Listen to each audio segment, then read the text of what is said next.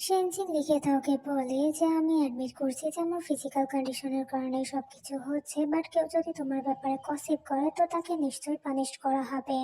তাও তখন ভাবে যে উনি এমনটা কেন করছেন, উনি কি সত্যি অন্য কাউকে ভালোবাসে। দেন তাও ওখান থেকে চলে গেলে সেনসিং ক্রিস্টালটাকে হাতে ছুঁয়ে বলে যে ইয়মো, আমি অনেকদিন ধরে পিছু ওয়াইন খাইনি, তো কাল তুমি যখন আসবে আমার জন্য নিয়ে এসো। পরবর্তীতে সকালে যখন সেনসিং এর ঘুম ভাঙে, ওইটা দেখে অনেক বেশি অবাক হয় যে ইয়মো কোনো ধরনের রেসপন্স করেনি। 3 দিন আগে অ্যাকচুয়ালি ইয়মোর সেই ইমোর্টালটার সাথে দেখা হয়েছিল। সেই ইমোর্টাল যে কিনা ইয়মোকে মানুষে রূপান্তরিত করেছিল, সেই ইয়মোকে পার্সু করতে থাকে যেন ও ডিমনদেরকে মারতে যায়। বাট ইয়োমো তাতে মানা করলে উনি ইয়োমোকে বারবার পার্সিউ করতে থাকে অ্যান্ড দেন ইমোশনালি ব্ল্যাকমেল করে বলে যে তোমার ওই সিল্ক কোটটা যেটা তোমার স্কিন ছিল, ওটাকে তুমি হারিয়ে ফেলেছিলে ওই ডিমান্ডের কাছে, অ্যান্ড আমি তোমাকে ওটা ফিরিয়ে পেতে সাহায্য করছি অ্যান্ড ওটাকে একটা ম্যাজিক্যাল ট্রেজারও বানিয়ে দিয়েছি। তুমি আমার কাছে ঋণী, তো তোমায় আমাকে রিপে করতেই হবে। ইয়োমো দেন ফাইনালি রাজি হয় আর বলে যে আমি কালকেই বের হব। ইমোর্টাল তখন বলে যে ধন্যবাদ, আমি কালকে তোমাকে সি অফ করতে আসবো। হিমু তখন বলে তার দরকার নেই।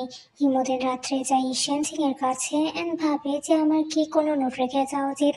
দেন তখন এই দরজা খোলার আওয়াজ শুনলে হিমু ইনভিজিবল হয়ে যায় এন্ড দেন ওখানে তাও আসে। তাও এসে সেন সিং এর গায়ে ব্ল্যাঙ্কেটটা ভালো করে জড়িয়ে দেয় এন্ড বলে ইয়াং মাস্টার, আমি আপনার জন্য অপেক্ষা করব। তাও দিন ওখান থেকে চলে গেলে ইউমো ভাবে যে সেন সিং ম্যারিড, ও নিজের রেসপন্সিবিলিটি ওঠানো উচিত এন্ড একটা বিউটিফুল লাইফ লিড করা উচিত। নেনো সেনসিংয়ের ফেস টাচ করতে গিয়েও না করে ওখান থেকে চলে যায়। তারপর 2 মাস কেটে যায়। সেনসিং একা এক জায়গায় বসেছিল, তখনই ওখানে তাও আসে সেনসিং এর জন্য খাবার নিয়ে আর বলে ইয়াং মাস্টার, আপনি কি ব্যাপারে চিন্তিত? আপনি ঠিক করে জানি খাওয়া দাওয়া করছেন না, কেন এভাবে নিজের বডিকে টর্চার করছেন? আমি এতদিন ধরে আপনাকে সার্ভ করছি, তো এমন কি কিছু হয়েছে যা আপনি আমাকে বলতে পারছেন না?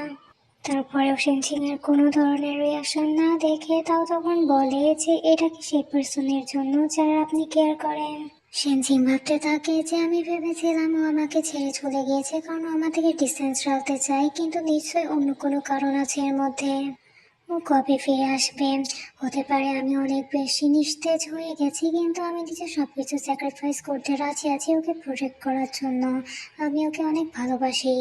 আর এতদিনে আমি এই ব্যাপারটা বুঝতে পেরেছি যে অপেক্ষা করা থেকে ফ্রাস্ট্রেটিং আর ডিফিকাল্ট কাজের পৃথিবীতে আর কিছুই হয় না। অপরদিকে তাও ভাবতে থাকে, তো ইয়াং মাস্টার লাইফে সত্যি এমন কেউ আছে যাকে উনি অনেক বেশি ভালোবাসেন। তিনি সেনসিং এর হাত ধরে বলে ইয়াং মাস্টার, আপনার খুশিতে আমার খুশি, আমি সবসময় আপনার পাশে থাকবো। এতে সেনসিং অনেক বেশি খুশি হয় অ্যান্ড ঈশার মাধ্যমে ওকে থ্যাংক ইউ জানাই। তাহলে সেনসিং এর বিছানায় শুয়ে দেয় আর বলে যে সে ফিরে আসার আগে আপনার নিজের খেয়াল রাখা উচিত। সেনসিং দেন ভাবতে থাকে, ইয়ামো তুমি কি আমার কথা শুনতে পাচ্ছ? আমার কাছে ফিরে এসো, আমি তোমাকে অনেক বেশি মিস করছি।